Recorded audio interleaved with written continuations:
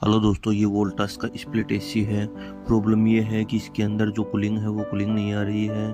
तो दोस्तों हम एसी की सर्विस करते हैं, किस प्रकार से सर्विस करते हैं दोस्तों वीडियो के साथ लगातार बने रहिएगा।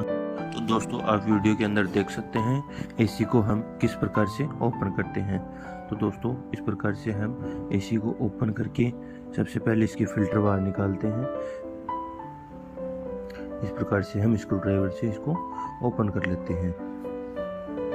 दोस्तों इस प्रकार की वीडियो देखने के लिए हमारे चैनल को सब्सक्राइब कीजिएगा, वीडियो को एंड तक देखिएगा और वीडियो को लाइक कीजिएगा। तो दोस्तों किस प्रकार से हम एसी को ओपन करके किस प्रकार से एसी की सर्विस करते हैं दोस्तों देखिएगा।